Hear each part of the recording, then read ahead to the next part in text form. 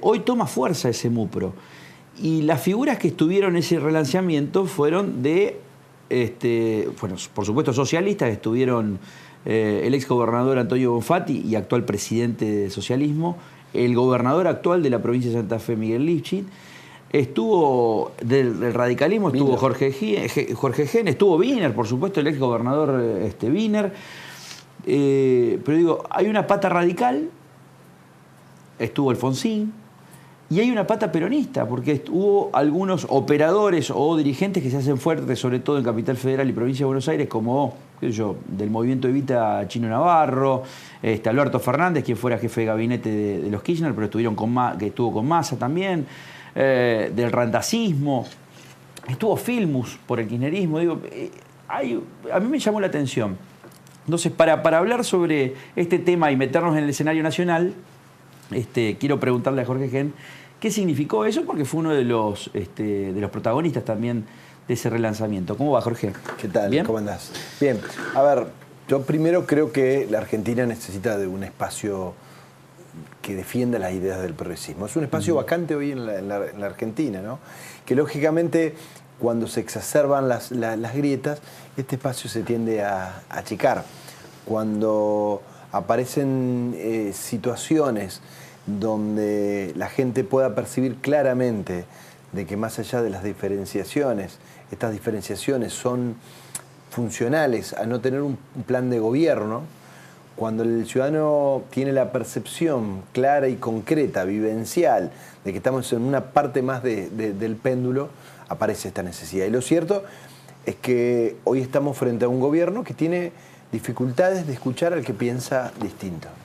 El diálogo es escuchar al que piensa distinto. El diálogo con el que piensa igual no es diálogo, porque no parece una mirada contrapuesta que le dé volumen político. Entonces, como primera medida, yo quiero ratificar la necesidad de que ciertos dirigentes nacionales se pongan los pantalones largos, dejen atrás las especulaciones personales. No hay proyecto político posible si se está analizando simplemente en función de lo que me conviene a mí. Saber que quizás podemos estar hablando de una construcción política que no puede quizás visibilizarse con toda su fuerza en la próxima elección, quizás pase algunas más. Creo que hay un actor importante que es Lustó. Creo que en contextos de crisis, y más allá que nosotros podamos decir con cierta legitimidad que veníamos marcando diferencias hace mucho tiempo y que esto es parte de un proceso, hay que ser cauteloso, no hay que tener un discurso apocalíptico. De ninguna manera los dirigentes de un frente alternativo pueden aparecer como queriéndose beneficiar en un contexto donde la gente la está pasando mal. Más allá que yo veo un contexto de crisis, pero no de gran crisis macroeconómica, sí un escenario donde va a haber recesión y donde la inflación se va a trasladar a los precios. En este marco, para no escaparme de tu pregunta, Rodrigo, se hace necesaria la construcción de un espacio alternativo al gobierno que tomó las decisiones en los últimos 10 años. Ahora, es posible, yo te escucho hablar y haces de cuenta que si a esta entrevista te la hago antes del 2015, es un escenario parecido, digamos, en cuanto a la falta de diálogo. Sí, evidentemente. O sea, tiene parecidas las metodologías, el macrismo y el kirchnerismo en eso. No tenga la menor duda, Rodrigo, es un tema clave de cómo se construye la política en el mediano y largo plazo. A la Argentina le falta cultura política, porque tenemos una concepción en la Argentina de gobierno del ninguneo, el que piensa distinto. Esto es muy interesante que lo pensemos y que nos interpelemos, porque el argentino es así, ¿no? Esta metáfora, decir que yo soy el que tengo las mejores ideas, no puedo demostrar debilidad. Bueno, vas a escuchar a nadie que haya estado en funciones de gobierno en la Argentina, no solamente en la ciudad y en la provincia de Santa Fe, que diga que el ejercicio del poder es el arte de invisibilizar al que piensa distinto. En la provincia de Santa Fe esto no ha ocurrido. En la provincia de Santa Fe se intentó trabajar con diálogo. Vos sabés que yo fui presidente del Senado en la provincia de Santa Fe. En la ciudad de Santa Fe yo fui presidente del Consejo Municipal y lo peor que podés hacer es no entender que la verdadera calidad institucional se da cuando vos reconoces todo un espacio político distinto, pero con absoluta legitimidad. Entonces, esto es un espacio político que dialoga. Sí, lo tomo de este análisis que hiciste al principio de esta sociedad pendular. O sea, un día estamos de acuerdo a cómo flamea la bandera, digamos, de acuerdo a la corriente de pensamiento que esté en ese momento instalada dentro de la sociedad, va hacia la izquierda. El fondo es una referencia. Claro. Por ejemplo, los programas, el sistema previsional es otra referencia del péndulo. Sistema de capitalización, porque había en un momento que se escuchaban estas ideas y de alguna forma la sociedad la compraba. Ay, ¿qué está diciendo? Sí, la sociedad la compraba. El Estado resumido a su mínima expresión. A su mínima expresión, el mercado como una cuestión de ordenar, pero se decía así, aparte, porque no era que en realidad... porque algunas cuestiones, sobre todo en la época del menemismo, que sí hubo política. Este es un elemento fundamental también para entender esta crisis. El menemismo quizás fue una verdadera década infame en la Argentina, pero tenía conducción política. Hoy no hay conducción política en la ciudad. Hoy no hay discusión política.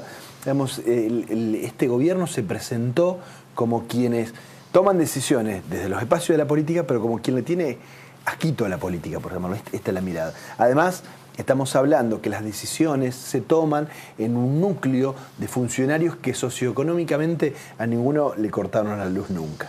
Ni tiene un amigo que le cortaron la luz nunca. Entonces, sin lugar a duda, estos datos que tienen que ver con la sensibilidad necesaria para tomar decisiones afectan cada una de los aportes que tiene que hacer un gobierno nacional. Por eso creo que es momento de construir un gran acuerdo. Yo creo que en ese caso fui invitado a un centro de estudios que es del socialismo. Es cierto que en la ciudad de Santa Fe, la ciudad de Rosario primero, con un centro de estudios municipales para apoyar la gestión de Rosario, después lo hicieron en la provincia. Son espacios de convergencia de quienes pensamos en forma similar. Ahora, ¿es posible que en ese puente que se arma, o esa calle del medio, o esa tercera vía, puedan confluir peronistas y radicales? Porque cuando yo veía la foto... Hoy los partidos políticos, desgraciadamente, dejaron de ser continentes que expresen sistemas de ideas. Entonces, aparecen ejes que no son los de la misma visión. Fíjate que el radicalismo de Cambiemos, aparte de tener una gran dosis de pragmatismo, para que la gente entienda, en este caso hacemos referencia a que analizan sus decisiones políticas en función de su conveniencia, digo. Más allá de esta lógica, algunos decían, tenemos que unirnos con el PRO, y nosotros reconocemos que no tenemos las mismas agendas, no formamos parte del mismo sistema de ideas, pero era necesario porque la Argentina estaba afectada por una construcción política de baja calidad institucional. Entonces, porque creemos en la República, tenemos que unirnos, aunque después no sabemos qué vamos a hacer, o si nos van a invitar o no para las reuniones de toma de decisiones. Hoy claramente, habida cuenta de que no está afectada la calidad institucional de la Argentina, de la República, estas cuestiones, este bastardeo de las palabras de algunos referentes nacionales importantes, ¿qué razón tienen para estar con un partido que reconocen que no se toman, que no tienen la misma, el mismo ADN? Vos haces referencia a una nota que se publicó en esta semana al presidente de la UCR a nivel nacional, que es Cornejo, que dijo que no hay una participación muy importante del radicalismo en el gobierno nacional, sino que fueron dirigentes que decidió Macri llevarlos al gabinete. O sea, esto es una... Sí. Es una prueba, prueba que yo no lo había escuchado a nadie reconocer cuál es la sensación que puede tener un radical dentro de un gabinete de Macri. O sea, sí, hay funcionarios que lo decidió Macri, ni siquiera hubo un acuerdo orgánico dentro de Cambiemos. No. O sea, no hay una participación de la UCR. No, esto está reconocido por propios... Y es extraño. Ahora, paradójicamente, en el momento que las papas queman, lo hacen poner la cara al presidente del partido, afectando una sigla, las peores decisiones que ha tomado la Argentina. Entonces, es un nivel de insensatez que no tiene nombre. El día viernes de la semana pasada, en Rosario, una reunión sobre la reforma universitaria, para que la gente entienda. La reforma universitaria fue una verdadera revolución estudiantil que permitió que la clase media pueda tener acceso a las universidades.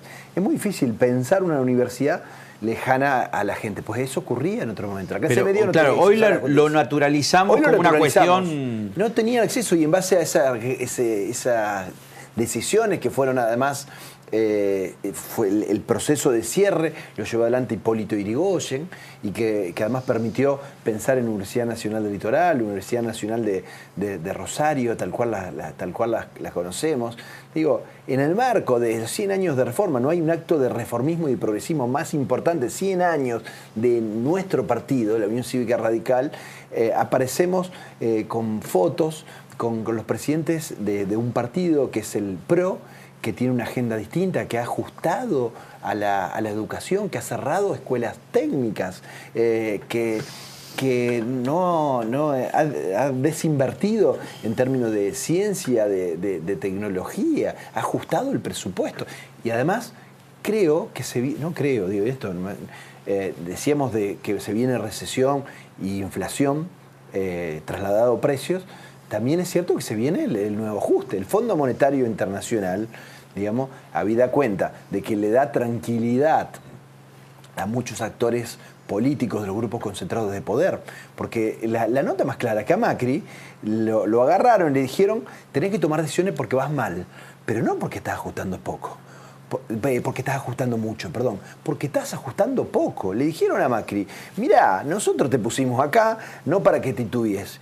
Si titubea, el fondo va a tomar las decisiones que vos evidentemente no podés tomar. Entonces, desgraciadamente, yo abogo para que, por más que no esté en el ADN del macrismo, convoque a las fuerzas productivas, a las pymes, a la industria, para pensar en medidas que estén centradas en el mercado interno. Cuando yo escucho la Unión Industrial de Santa Fe, o la FIFE, mejor dicho, la Federación Industriales de Santa Fe, y escucho a la Unión Industrial de Argentina con su presidente Acevedo, son dos matrices de pensamiento diferentes. O sea, ahí te das cuenta. El otro día, cuando escuchaba una nota de Acevedo, que es el presidente de la Unión Industrial de Argentina, decía que está bien volver al Fondo Monetario Internacional. Lo escuchás a los industriales de Santa Fe y es todo lo contrario. Bueno, ven el cuco, ven el diablo, digamos, en el fondo, que creo que hoy, si haces una encuesta, el 70% de la Argentina te dice que es el diablo. Creo que va a empezar a aparecer cada vez más masa crítica relacionada con las pymes, con la industria, que interpelen a este modelo cercano al Fondo Monetario. Hay una deuda de la intelectualidad todavía. Hay muchos intelectuales en Buenos Aires, muchos que tienen que empezar a hablar de lo que está pasando hoy en la Argentina, como sí lo hicieron en otros momentos. De todo modo, creo que Sarlo algo salió a hablar en estos Pero momentos, es una de las pocas. Es una de las pocas. Digo, y hay algunos que miran para otro lado porque saben lo que está ocurriendo. A mí particularmente me molesta o me revela en mi partido. Hablamos de cultura, hablamos de empresariado, cultura, empresariado. Yo quiero hablar de la política. El político formado. Y te voy a dar el nombre uno, que va a venir ahora a Santa Fe, Mario Negri. Mario Negri es una persona formada políticamente. Es decir, que él sabe lo que sabe. Sabe que estamos frente a un gobierno que toma decisiones para 2.000 o 4.000 personas en la Argentina, donde vos quedás afuera, donde él queda afuera. Por más que él crea que él queda adentro y que queda afuera son los otros que son los grupos más postergados de la sociedad. Entonces, cuando estás formado, cuando tenés elementos para analizar la realidad, tu dosis de hipocresía tiene una relevancia y termina siendo un dato a la hora de analizar la política. ¿Cómo repercute en la provincia de Santa Fe esto? Bueno, creo que hay que dar por cerrado el proceso de discusión de la deuda de la nación con la provincia. Yo no soy quien para tomar decisiones en nombre del gobernador. Sí me puedo manifestar en el espacio que tengo, porque soy legislador provincial. Creo que nos entretuvieron, creo que nos tomaron el pelo. Creo que el gobierno nacional, cuando tiene la decisión de solucionar un tema que puede ser una distorsión de tipo de reparto de la coparticipación, como ocurrió con Provincia de Buenos Aires, que creo que había una distorsión en temas del reparto de distribución de ganancias, pero hubo decisión política e inmediatamente generaron un proceso complejísimo de consenso fiscal para, ante la amenaza de una sentencia, además de una discutida constitucionalidad, la mera amenaza para ordenar los procesos y que la provincia de Buenos Aires recibiera 50.000 millones de pesos. Es más. interesantísimo lo que acabas de mencionar, por eso quería seguir el hilo de lo que acabas de mencionar, digamos, tiene varias secuelas. Nos mantuvieron, digamos, como mostrándole una zanahoria. Como, al burrito con la zanahoria. Ahora, ¿cuál es la reacción que le pedís vos como miembro del Frente Progresista al gobernador Lifchit en esto? No, que recurra a la justicia nuevamente. Para explicártelo claramente, la justicia ya se expresó en la cuestión de fondo. La cuestión de fondo era realmente si era jurídico y legítimo una retención que nos hacían de nuestra propia sistema de coparticipación, para que el ciudadano pueda entender, digamos, la Argentina es una Argentina federal solamente desde el libro del manual de la secundaria. No existe hoy un federalismo fiscal y dependemos siempre de una lógica de la coparticipación. En ese marco nos detraían un 15% de la coparticipación en el gobierno de Bonfatti y mío, eran 5.000, 6.000 millones de pesos que nos detraían en forma ilegítima. Hoy salió una sentencia que discutió esa cuestión de fondo. Entonces, ¿qué había que hacer ahora? Y te pido que me permita dar una respuesta jurídica ahora. Si vos, Jorge, abogado, ¿qué es lo que hay que hacer? Hay que ejecutar la sentencia. No hay una discusión más. Hay que volver a tribunales, pero para decir, señores jueces, miembros del... ¿Quién define eso? ¿La Corte Suprema o se puede ir a otras instancias? No hay otra instancia, es la Corte Suprema. Es la única que define. Y es un proceso de ejecución. Habría que ver si corresponde cautelar embargos preventivos de las remesas que se hacen coparticipables, de manera tal que la provincia de Santa Fe se pueda quedar con lo que se tiene que quedar. Pero sí, porque además, o sea, ¿cuál va a ser el cálculo final ahora? Porque si estuvieron en condiciones antes del Fondo Monetario Internacional, estuvieron negociando un poco más de 50.000 millones de pesos, ¿cuánto sería hoy? Se estaba discutiendo en base a dos esquemas, ¿no? Uno era el reconocimiento de la deuda actualizada, y ellos mismos hablaban de 50.000 millones de pesos, pagaderos con obra pública. El gobernador estaba conteste con esta idea. Yo quiero reconocer, mucho respeto, que no me hacía un poco de ruido, porque era obra pública que la nación tenía que hacer igual y que tiene que hacer igual, porque la provincia de Santa Fe es una provincia más en el concierto de las provincias argentinas. Sí, sí. Entonces, el comentario de los funcionarios nacionales es que estaban con una tabla de Excel poniendo cualquier obrita chiquitita en esa hoja de Excel. De todos modos, no ha habido obra importante nacional en la provincia de Santa Fe. ¿Cuál es la obra importante que está? No, el otro día estuve hablando con Pablo Segueso, me decía que hay una inversión de la provincia en comparación con la nación de 15-1 a favor de la provincia. O sea, cada un peso que se invirtió la nación en la provincia de Santa Fe, en la red vial, por ejemplo, hay 15 pesos invertidos de parte del gobierno provincial. Eso se tendría que esa pirámide debería ser invertida. Totalmente. O sea, la nación tendría que pagar muchos más, y sobre todo, digamos, porque es uno de los corredores más transitados de la nación. Bueno, entonces se hablaba de los 50.000 millones de pesos actualizados, pero con obra pública que la nación tenía que hacer. Era simplemente una cuestión de poner en una cuenta lo que debería ir en otra, o pagar en bonos, en qué condiciones, qué interés, qué condiciones de emisión, nada de eso, los 20.000 millones de pesos. Pero en realidad, nada, no pasó nada. Yo creo que hay que volver a la Corte. Creo que este gobierno en serio ha demostrado la misma o la escasa calidad institucional y de diálogo que el otro, que el gobierno del kirchnerismo. Se miran el ombligo, son ombliguistas. Y bueno, pero además se le queman los papeles en función de su propia lógica, ¿no? Porque fíjate que aplicaron políticas monetaristas y no han tenido resultados en términos de la inflación.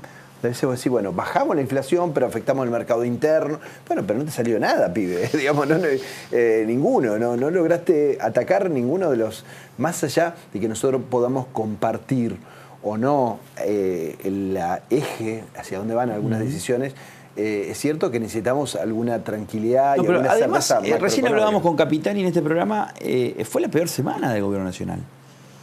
Yo creo que es donde se marcó la tendencia, digamos, de toda la crítica en los medios nacionales, no solamente de la dirigencia política, sino ya los formadores de opinión, con una clara crítica, digamos, sobre el rumbo económico.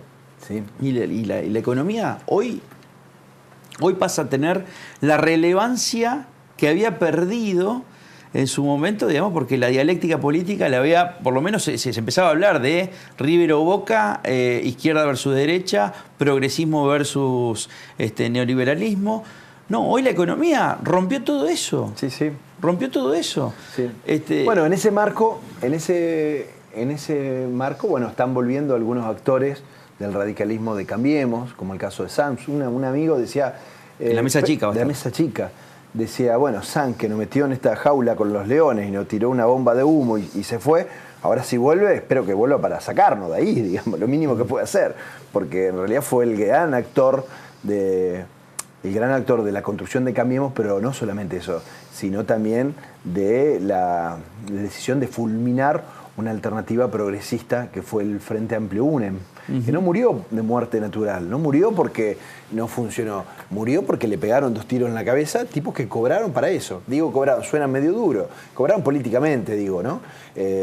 Tanto Sanz como Carrió, ¿ustedes se acuerdan de Carrió? Cuando se levantó de esa mesa donde estaban todos, estaba hablando Pino Solanas en ese momento, una construcción que partía de un pico de un 20 y pico % de votos en la Argentina, y que habría quedado esperanza en la Argentina, porque la Argentina necesita una alternativa socialdemócrata, necesita una construcción que ponga el progreso como una línea rectora y que pueda ser defendida en el mediano y largo plazo y que pueda sostenerla en la coyuntura. Pero hoy en la coyuntura seguimos pendulando, digo. Entonces, yo reitero, no creo que haya que ser alarmista, no veo un escenario, perdón, soy una persona que tenga un conocimiento económico del tema, pero no veo un escenario donde las variables macroeconómicas se disparen como ha ocurrido en algún otro momento. Sí veo un contexto de más ajuste, de más recesión y de más inflación. Veía algunas noticias esta semana que, por ejemplo, donde está la muestra más palmaria de Cambiemos es la ciudad de Santa Fe, ¿no? Con Corral, que fue presidente de la UCR a nivel nacional, y uno de los aliados de Macri, socio de Macri, o uno de los que hacía el trabajito sucio, digamos, dentro de la ruptura que tuvo hace 1 año y medio atrás con el Frente Progresista. Se suspendió una de las obras en uno de los barrios más emblemáticos y más populares que podría ser tranquilamente una ciudad por su población, que es Santa Rosa de Lima. Se suspendió una obra nacional que iba a estar financiada con fondos nacionales y con fondos municipales. Se suspendió. Dejaron a 70 operarios o empleados de la construcción sin laburo. Pero aparte, porque iba a ser una de las obras que iba a mejorar al barrio de Santa Rosa de Lima, que tiene más de 40.000 habitantes. Tranquilamente podría ser una ciudad. ¿Qué se espera, digamos, de la construcción del PRO y de Cambiemos? Sí, depende mucho también del gobierno nacional. Depende mucho del gobierno nacional. A ver, en el caso de algunos actores del radicalismo cercano a Cambiemos, que han demostrado un pragmatismo a la hora de romper con un gobierno provincial que había estado absolutamente cerca. Y esto genera también actitudes y reacciones, hasta te diría desde lo personal.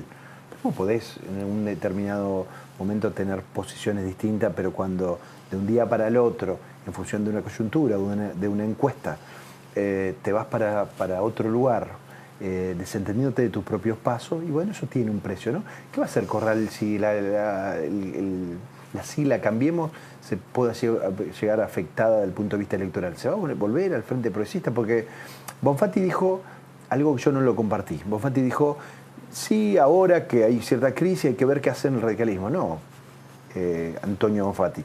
La mayoría de los radicales tenemos convicción progresista, lo tenés que saber.